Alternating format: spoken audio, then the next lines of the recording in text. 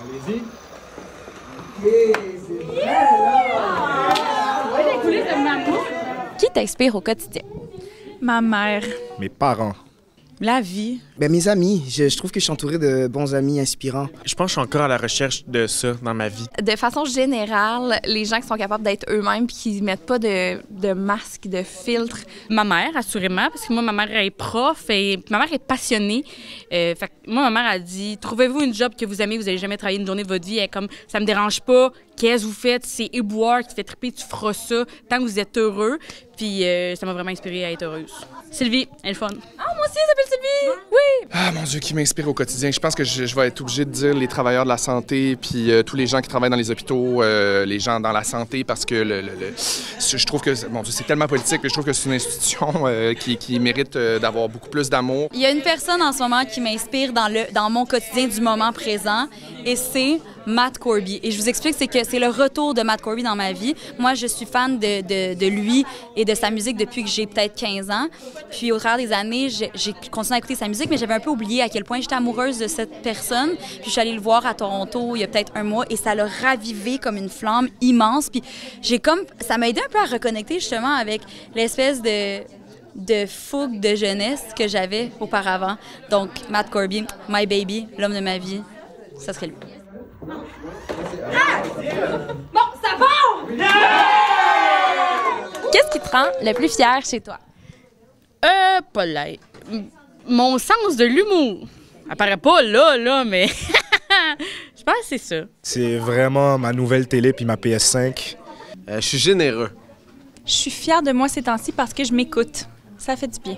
De m'être écouté beaucoup. Le fait de toujours avoir été alignée avec ce que je suis appelée à être et ce que je devais être. Je pense que c'est d'avoir eu la capacité de tenir bon dans ce dont je rêvais. De faire partie de projets comme celui de Mammouth, justement, où on n'a pas peur de se poser des questions, de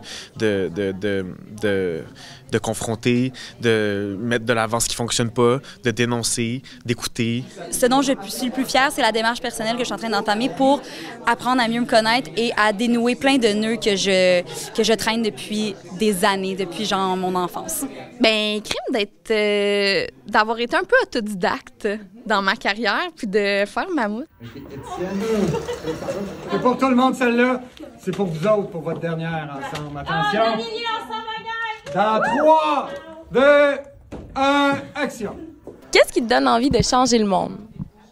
Ouh. Oh mon Dieu, ben là, j'ai juste le goût de te chanter la chanson de Star Academy. Là, je vais changer le monde avec une chanson. Mais ça, c'est très ma génération, 2003. Changer. Ce qui me donne envie de changer le monde, l'injustice, je te dirais. Et quand je vois des injustices. Tu sais, j'ai rencontré beaucoup d'ados. J'ai été dans des écoles secondaires. J'ai rencontré les jeunes. Puis eux, ils me donnent espoir. Ce qui me donne envie de changer le monde, c'est le fait de savoir qu'on peut le faire ensemble. Moi, des gens passionnés, là. Des gens qui sont comme on le fait, puis qui ont des stratégies, puis des gens optimistes, des gens qui travaillent fort. Je suis comme, je te suis. On flippe des tables, on y va, là. Moi, avec ma musique, j'essaie de répandre un peu la joie et de pouvoir faire en sorte que certaines personnes ne se sentent moins seules. C'est ma façon à moi de le faire. Chaque personne doit se changer lui-même pour être en mesure de changer. Donc, je dirais d'être une influence positive. Ouais. Quand je regarde le monde autour de moi, puis les injustices que je vois autour de moi qui me fâchent, puis que je vois les gens qui veulent vraiment faire les actions concrètes pour changer les choses, là, ça me donne envie de changer le monde, puis ça me donne le droit de me fâcher des trucs autour de moi dont je suis pas d'accord, puis ça me donne envie de le faire, de changer le monde. 3, 2, 1. Le trio derrière! Quel est ton meilleur moment de 2023? Oh my God! Le moment qu'on passe en ce moment. Parce que c'est le moment présent qui compte. Mais on vient de faire l'Olympia avec mes amis Charles Brunet ou Oussama Fares. C'était un de mes meilleurs moments de 2023, je pense. Ben, gagner Zénith, c'était quand même fou raide, là. Ben, il y a eu la comédie musicale Hair cet été où j'ai énormément appris, j'ai trippé, j'ai eu du fun. Hair, tout l'été, j'ai pu me démener sur scène et danser, me pitcher à terre et être tout nu. J'avais une place dans le FEC pour faire mon show, puis finalement, ça a été annulé à cause des orages. Puis cette année, ils m'ont donné une rédemption, puis j'ai pu faire mon show. Et donc ça, c'était un moment fort de pouvoir comme un peu boucler la boucle avec cette expérience-là.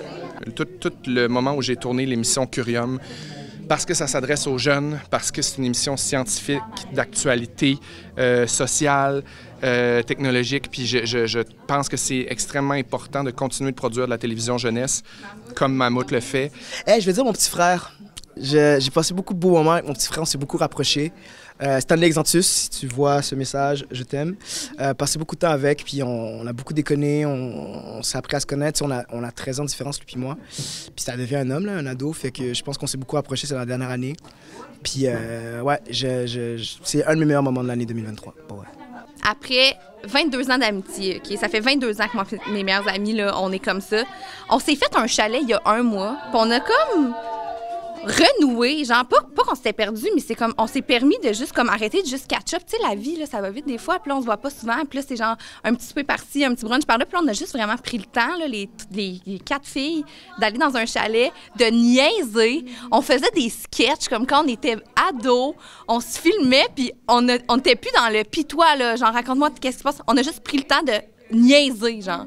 Fait que ça a vraiment été un beau moment, puis ça reflète bien, en fait, qu'est-ce que je veux pour la prochaine année, plus niaiser. Yes, OK, niaisons, s'il vous plaît. Niaisons, s'il vous plaît. Merci.